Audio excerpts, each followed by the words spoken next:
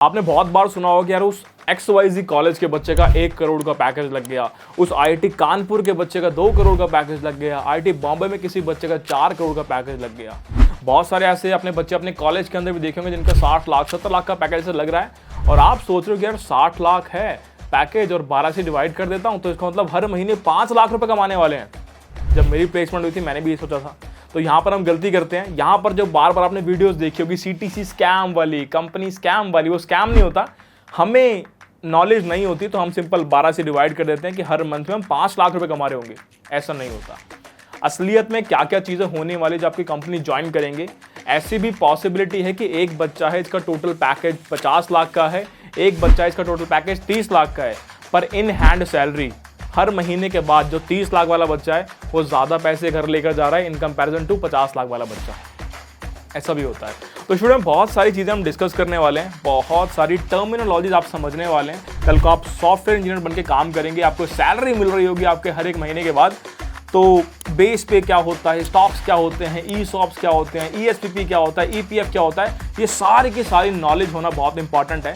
और जैसे कि हमने वीडियो का टाइटल रखा, choose your dream placement, dream company wisely, तो उस पर भी ध्यान देने वाले हैं। शुरुआत करते हैं। तो अब शुरू करते हैं बहुत सारी टर्मिनोलॉजीज के साथ। बहुत सारी टर्म्स आपको यहाँ पर विजिबल होंगी, बेस पे, alliance, bonus, stocks, compensation, CTC, deductions, ESPP, EPF, इन सभी के बारे में इन डेप्थ समझने वाले, ताकि आगे जाकर आप बेवकूफ़ ना बने कि यार ये वाला पैकेज तो शुरुआत में अच्छा समझा था, यहाँ तो बेवकूफ़ बन गया मैं। मेरे से ज़्यादा तो वो वाला बंदा कमा रहा है, इसका CTC मुझसे कम था, मेरा पैकेज 50 का था, मैं 1.25 लाख कमा रहा हूँ, उसका पैकेज 30 का था, वो 1.5 लाख कमा रहा है। ये कैसे हो सकता है? ऐसे भी पॉसिबल है, राइट? तो समझते हैं इस बात को, डिफरेंट टर्म्स को समझने की कोशिश करते हैं। शुरुआत करते हैं। तो हमने कहा कि यहाँ पर CTC एक टर्म लिखी हुई है। तो आप जब भी अभी अपने इंटर्नशिप सीजन के अंदर जाएंगे, अगर आप अभी फ्रेशर हैं, या फिर अपने प्लेसमेंट सीजन के अंदर जाएंगे, अगर आप अपने फाइनल ईयर के अंदर हैं, तो आपको ये टर्म बहुत ज़्यादा सुनने को मिलेगी। कोई भी कंपनी आएगी तो आप कंपनी कंपैरिजन पैसों के रेंज में इस प्रकार करोगे, यार उस कंपनी का CTC क्या है, या उसका CTC 40 लाख पर एनम है, उसका CTC क्या है, उसका 50 लाख पर एनम है, उसका CTC क्या है, 1 करोड़ पर एनम है, राइट? तो एक कंपनी आपके ऊपर आपको हायर करने के लिए कितने पैसे खर्च करने वाली है, उसको हम CTC कह रहे हैं, कॉस्ट टू कंपनी। कंपनी कितना खर्चा आपके लिए करने वाली है।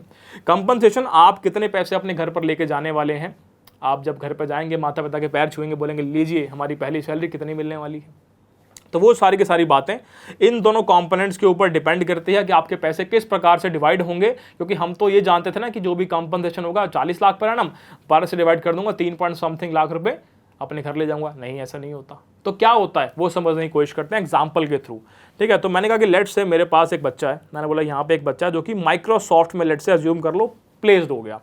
अज्यूम करते हैं कि इसका पैकेज जो है 40 लाख पर एनम, 40 LPA का इसका पैकेज क्लेम किया गया आपके TNP सेल के मेल ने। यानी आपकी कॉलेज की प्लेसमेंट सेल जो है वो कहती है कि माइक्रोसॉफ्ट आई है और 40 लाख पर एनम का पैकेज दे रही है, ठीक है? अब लेट्स से कि ये बच्चा प्लेस्ड हो गया, ठीक है? ये बच्चा लेट्स से प्लेस्ड हो गया, तो क्या इसको 40/12 यानी कि 3 point something rupees per month मिलने वाले हैं? नहीं, ये तो नहीं होने वाला। तो फिर क्या होगा? ये कंपनी कहती है यार मैं 2 कंपोनेंट के अंदर अपने पूरे पैकेज को डिवाइड करती हूँ। पहला कंपोनेंट ये वाला, दूसरा कंपोनेंट ये वाला। स्टॉक्स वाले कंपोनेंट में इसने क्या बोला कि मैं तुम्हें 25 लाख रुपए के स्टॉक्स दूंगी। जब कंपनी कहती है 25 लाख के स्टॉक्स दूंगी, इसका मतलब ये नहीं कि ज्वाइन करते पहले दिन 25 लाख मिल जाएंगे, नहीं।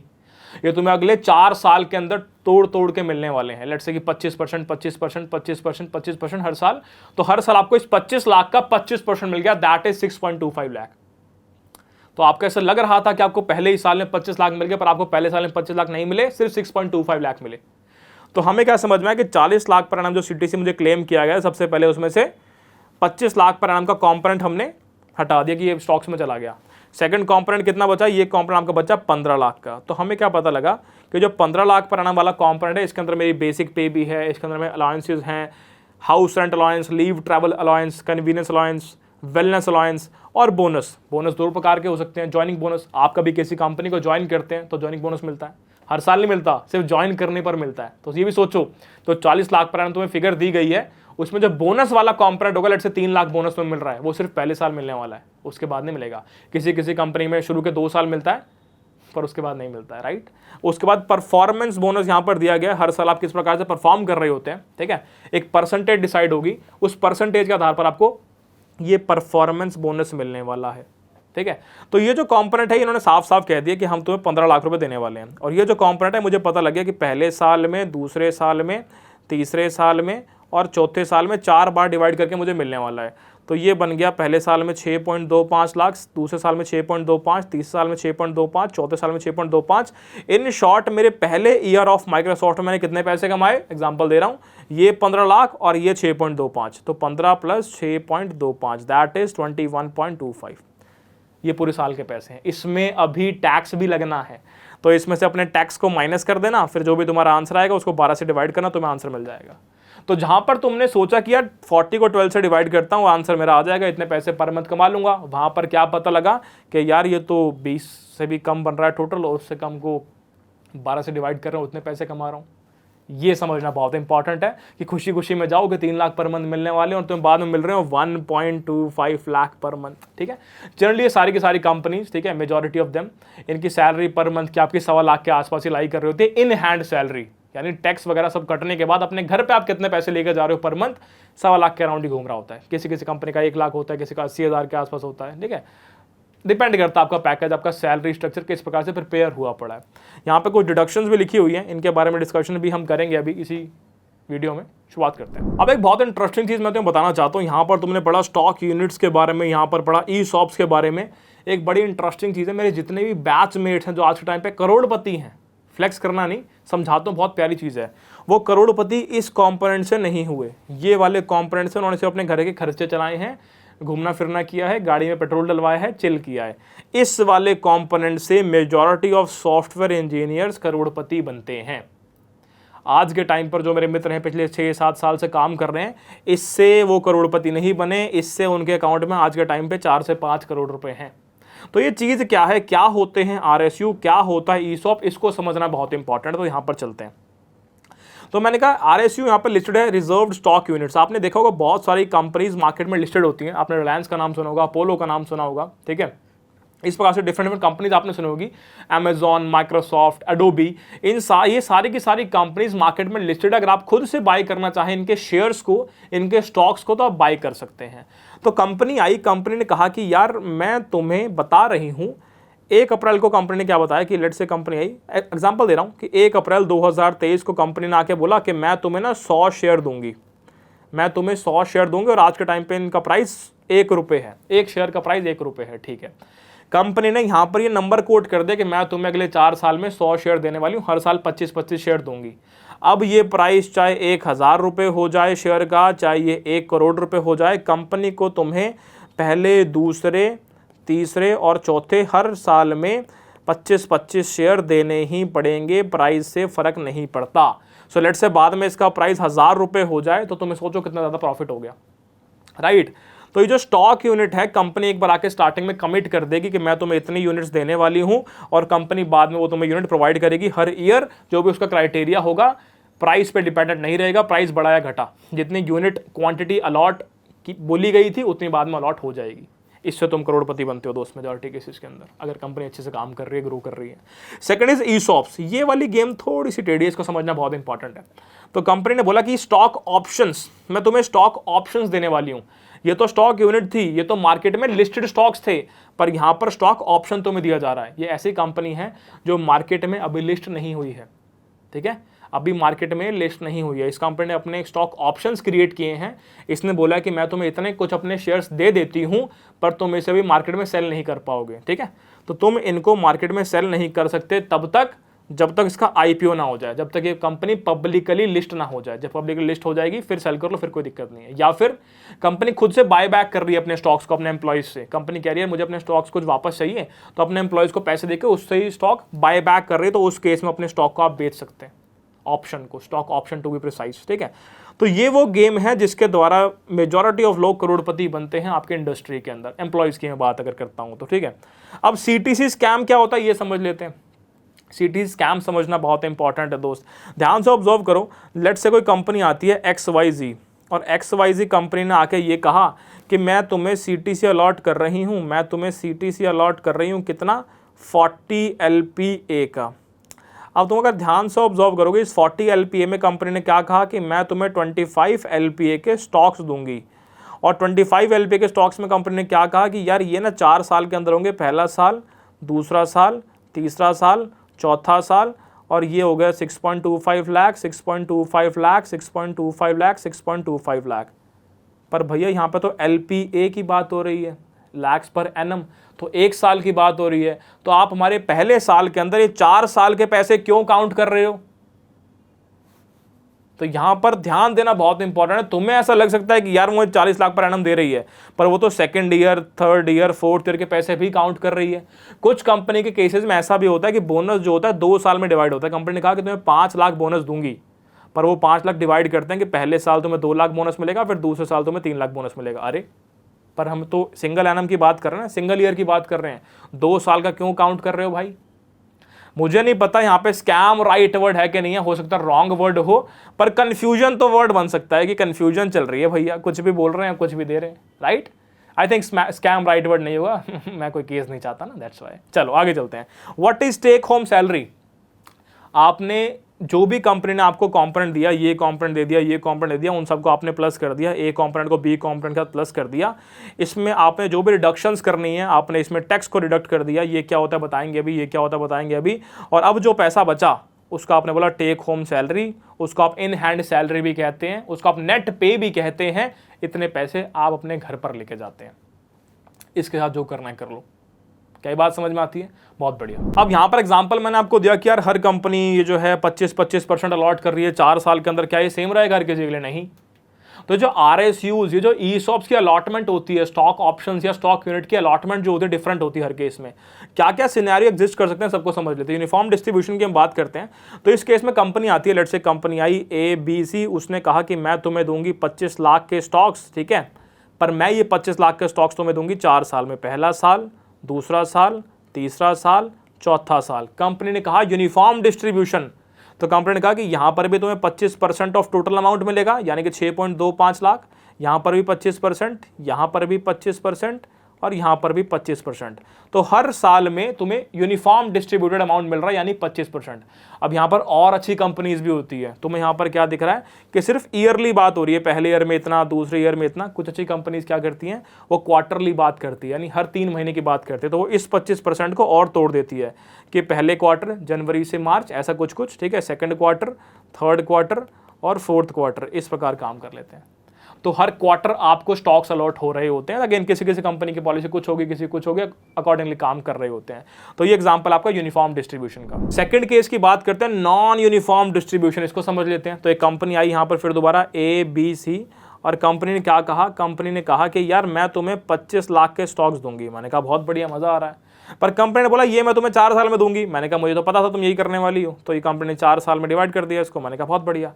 कंपनी बहुत चालाक थी। कंपनी ने क्या किया कि यार ऐसा करो, तुम पहले साल सिर्फ 10% ले लोगे स्टॉक्स। मैंने कहा अच्छा। ऐसा करो, दूसरे साल सिर्फ तुम 20% ले लोगे स्टॉक्स। मैंने कहा अच्छा। कंपनी कहती है ऐसा करो, अगले साल सिर्फ 30% ले लोगे स्टॉक्स। मैंने कहा अच्छा। अगले साल फिर 40% ले लोगे स्टॉक्स। कुछ ऐसी कंपनीज भी होती है जो इस प्रकार से एम्प्लॉयज़ को रिटेन करने की स्ट्रैटेजी बनाती है, क्योंकि एम्प्लॉय का जाने का मन करेगा, फिर वो देखेगा यार अगले साल तो मुझे 30% मिलने वाला है, रुक जाता हूँ। एम्प्लॉय का जाने का मन करेगा, अगले साल तो 40% मिलने वाला है, ऐसे रुक जाता हूँ।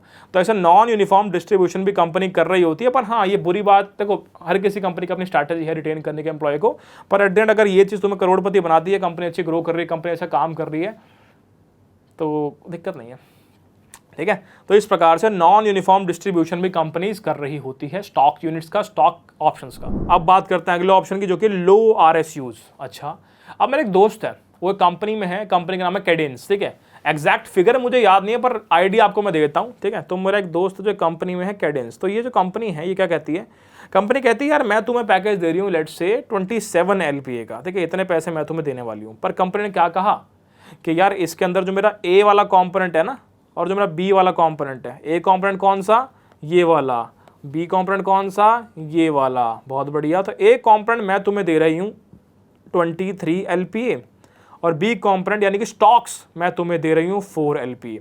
तो ऐसी कंपनीज भी होती है ज़्यादा प्रेफर करती है आपको A कंपोनेंट मेजॉरिटी दे दिया जाए और स्टॉक ऑप्शन ज़्यादा ना दिए जाएं। तो ये लो RSU, लो ESOP वाली कैटेगरी के अंदर लाई करती है। 4 लाख पर annum के आपको यहाँ पर स्टॉक्स मिल रहे हैं।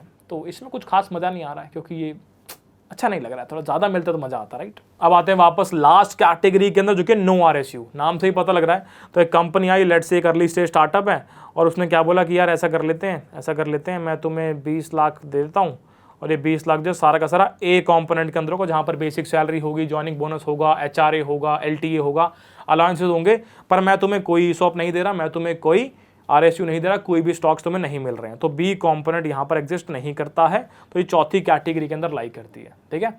हमेशा जो तुम्हारे लिए सही चीज़ें रहने वाली है, अगर मैं तुम्हारी जगह होता, मैं एक अच्छी कंपनी टारगेट कर रहा होता, तो मैं ऐसे Amazon, माइक्रोसॉफ्ट जैसी कंपनी टारगेट करता, कि वहाँ पर उनकी ग्रोथ बहुत अच्छी है, राइट। तो Amazon का मुझे याद है, मैं Amazon में काम कर रहा था, तो मेरी नॉन यूनिफॉर्म डिस्ट्रीब्यूशन थी, 10%, 20% ऐसा करके, ठीक है। चौथे साल में सबसे ज़्यादा आपको स्टॉक्स मिल रहे थे Amazon में। और जब मैं माइक्रोसॉफ्ट में काम कर रहा था, माइक्रोसॉफ्ट के अंदर आपकी यूनिफॉर्म डिस्ट्रीब्यूशन थी, हर साल 25% था, और क्वार्टरली भी आपको मिलने वाला था सेकंड ईयर ऑनवर्ड से, ठीक है। तो दोनों ही कैटेगरी बहुत अच्छी है, ट्राई करो ऐसा कुछ आपको मिले, और ज़्यादा स्टॉक्स मिल रहे हो, अच्छी कंपनी होनी चाहिए, ठीक है। आगे बढ़ते हैं स्पेशल स्टॉक की ओर। यहाँ पर और ज़्यादा पैसे आप बनाने वाले हैं, बहुत प्यारी चीज़ है, मज़ा आने वाला है, इससे तुम इंस्टेंट 15 से 20% के फायदे में जाने वाले हो, ठीक है। कैसे समझते हैं? तो मेरा एक दोस्त है जो कि अडोबी में काम करता है, ठीक है, आप जानते हैं सभी उसको, ठीक है। तो अडोबी में एक पॉलिसी है ESPP, वैसे बहुत सारी कंपनीज के अंदर होती है, माइक्रोसॉफ्ट के अंदर भी थी। इसे हम कहते हैं एम्प्लॉई स्टॉक परचेज प्लान। जो स्टॉक्स की पहले मैं बात कर रहा था, वो तो आपकी स्टॉक यूनिट्स थी, RSU या फिर ESOP से, जो कंपनी ने कह दिया कि इतने मैं आपको दूंगी, और कंपनी आपको देती रहेगी, आपको उसके लिए पैसे पे नहीं करने। जबकि ESPP ऐसा होता है कि आप अपने एंड से खुद से कंपनी के शेयर को, कंपनी के स्टॉक को परचेज कर सकते हैं एट अ डिस्काउंटेड प्राइस। तो मान लेते हैं कि इसका स्टॉक जो है वो 100 रुपए का है, पर क्योंकि आप इस कंपनी के एम्प्लॉय हो, तो कंपनी ने बोला कि मैं तुम्हें देती हूँ 20% का डिस्काउंट, और आपने इसी को ले लिया 80 रुपये के अंदर। तो मार्केट के अंदर ये 100 रुपये का है, आपने ले लिया इसे 80 रुपये का। डेफिनेटली कोई ना कोई लिमिट आपके ऊपर लगाई जाएगी कि इस पर्टिकुलर अमाउंट से ऊपर आप ज़्यादा स्टॉक परचेज नहीं कर सकते, नहीं तो आप ज़िंदगी के सारे पैसे वहाँ पर लगा देंगे, 80 में खरीदेंगे, 100 में बेचेंगे, 80 में खरीदेंगे, 100 में बेचेंगे। तो कैपिंग तो की जाती है डेफिनेटली कंपनीज के द्वारा कि इस X अमाउंट से ज़्यादा आप बाय नहीं कर सकते ESPP के अंदर, पर फायदा मिल रहा है यार, मुझे डिस्काउंटेड प्राइस पर स्टॉक मिल गया 80 रुपये का, मैं जब मर्जी चाहूँ इसको 100 रुपये में बेच दूंगा, और बल्ले बल्ले पैसे पैसे, इंस्टेंट 20% का फायदा, राइट। तो बहुत प्यारी चीज़ है, आपके पास कंपनी ने ऑप्शन दिया हुआ है ESPP के अंदर कि आप कंपनी के स्टॉक्स के अंदर इन्वेस्ट कर सकते हैं, बाय कर सकते हैं डिस्काउंटेड प्राइस पे, और आपका जब मन करे तो आप सेल कर सकते हैं। अगेन डिफरेंट पॉलिसी होती है डिफरेंट कंपनीज की, कोई आपको इंस्टेंट सेल करने की परमिशन देगा, कोई आपको नहीं देगा, कुछ टाइम पीरियड के लिए बोलेगा होल्ड करके रखो, ठीक है। तो एक चीज़ हमने सीखी अभी ESPP के बारे में। सेकंड इज EPF, बड़ी प्यारी चीज़ है यार। अगर मैं ये कहूँ कि यार एक गुल्लक है, ठीक है, इसमें मैं 100 रुपये डालूंगा और आपको भी डालने पड़ेंगे, फिर मैं इसमें 1000 रुपये डालूंगा, आपको भी 1000 रुपये डालने पड़ेंगे, फिर मैं इसमें लाख रुपये डालूंगा, आपको भी लाख रुपये डालने पड़ेंगे, बाद में गुल्लक तोड़ के सारे पैसे मैं ले जाऊंगा। सुनने में अच्छा लग रहा है? सेम चीज़ है, ठीक है। तो कंपनी ने बोला कि यार आपके पास एक एम्प्लॉय प्रोविडेंट फंड करके एक चीज़ है, गुल्लक है, इसमें क्या होगा, एट मैक्स 12% ऑफ आपकी बेस सैलरी आप इन्वेस्ट कर सकते हैं पर मंथ। तो आपके एट मैक्स 12% कट जाता है, लेट्स से आपका 12% इज 12,000 रुपये आपने डाले EPF के अंदर, कंपनी को भी 12,000 रुपये डालने पड़ेंगे। लेट्स से कोई बच्चा कंजूस है, उसने सिर्फ 5,000 रुपये डाले EPF के अंदर, कंपनी को भी 5,000 रुपये डालने पड़ेंगे EPF के अंदर। तो यहाँ से कंपनी ने भी इसके अंदर इन्वेस्ट किया, और इसका भी आपको एक रिटर्न मिल रहा होता है, आई थिंक 6 से 8% होता है, एक बार वेरीफाई करना, एनम पर एनम। तो एक बड़ी प्यारी चीज़ है जहाँ पर आप भी इन्वेस्ट कर रहे हो और सेम अमाउंट आपकी कंपनी भी इन्वेस्ट कर रही है, और आपको एक अच्छा अमाउंट एट द एंड मिलेगा जब कंपनी छोड़ रहे होंगे, रेजिग्नेशन। आई थिंक सब जानते होंगे मैं क्या कहना चाहता हूँ, ठीक है। तो बड़ी प्यारी चीज़ लगती है मेरे को ESPP। तो अगर ये ऑप्शन कभी भी मिले तो आंखें बंद करके ले लेना। अच्छी कंपनी होनी चाहिए, फिर से रिपीट कर रहा हूँ, ग्रोइंग कंपनी होनी चाहिए, तब लेना, ये नहीं कि बस ले लिया। और सबसे इंपॉर्टेंट जो हमने बातें नहीं की अब तक, टैक्स मत भूल जाना, ये देना पड़ेगा भाई। ये सारी खुशियां जो तुम्हें मिल रही है मैथ करने के बाद, इस किसी खुशी के अंदर टैक्स को इंक्लूड नहीं किया है। जहां टैक्स इंक्लूड करोगे वहां पर तो खा जाएगा दोबारा, 30% सीधा गायब हो जाएगा, फायदा नहीं है। तो टैक्स इंक्लूड करना, उसके बाद बातें करना, ठीक है।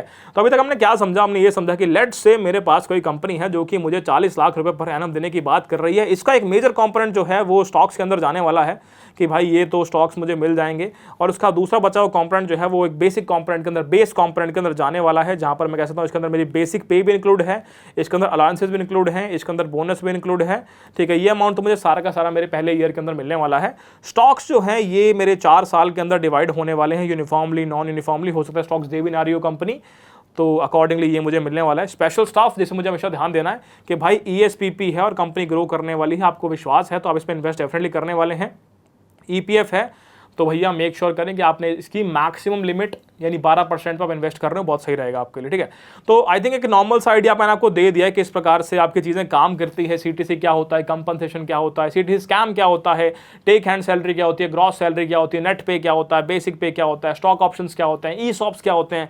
आई थिंक मजा आया होगा, एक प्यारी सी छोटी सी नॉलेज आपको मिली होगी इस वीडियो से। आशा करता हूँ समझ में आएगा। बहुत दिनों बाद वीडियो बना रहे हैं, बीच में एक सर्जरी से गुजरे थे, उसके बाद बेड रेस्ट पर आ गए थे, अब जाके वापस फॉर्म में आ रहे हैं, तो आ गए हैं तो कुछ तूफानी करते हैं। इस वीडियो में इतना ही दोस्तों, मिलेंगे आपसे नेक्स्ट वीडियो में, तब तक के धन्यवाद, बाय, लव यू ऑल।